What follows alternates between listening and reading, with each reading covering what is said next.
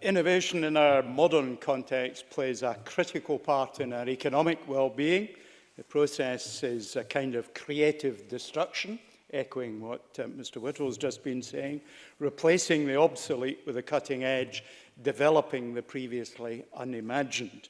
It's a catalyst to growth, and that's why it's critical to every economy in the planet. But innovation does not happen in isolation. It requires a rich soil for growth and a foundation upon which to build. Now, there is always a danger, and this debate illustrates it, that we focus on government and private sector spend on research and development. But it's actually the outputs from that research and development and from spontaneous thinking that is the more important.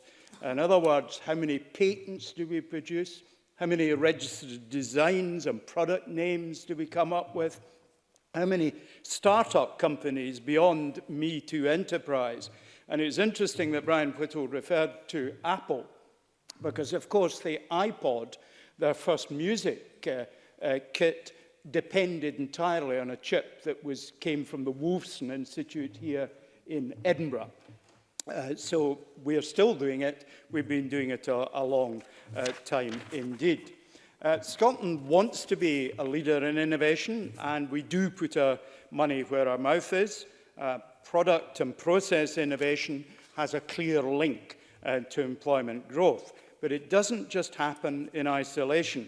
It relies generally on the quality of the business environment. The weaker the environment, the less likely innovation will positively impact jobs. It's worth also saying that productivity, we want to be careful. Actually, when you reach full employment, productivity falls because the people who you're now getting into employment are often working part-time and are doing jobs that are not inherently productive. But even the least productive jobs can respond to innovation. It's certainly important that we have inclusive growth that matches our innovation ambition, and that means investing in public infrastructure. The fourth crossing, now the Queensferry crossing, originally was budgeted for $3.4 billion. We actually built it for under $1.4 billion. Now, if that ain't innovation in government and stepping up to ambition, I don't know what is. We innovate in housing, healthcare, energy, education, and, of course, in digital connectivity. But let me just say there is one thing that's clearly missing from this, because this is actually a feminist issue. The Intellectual Property Office says that only 1 in 8 patents worldwide are in a woman's name. And that's why our government's focus on STEM for women is vital, because that's a huge untapped source of potential innovation for this country, as it should be for countries across the world. Because all the women I meet say they are can-do people, and I have to say, I do say, and I believe that all the women in my life are can-do people.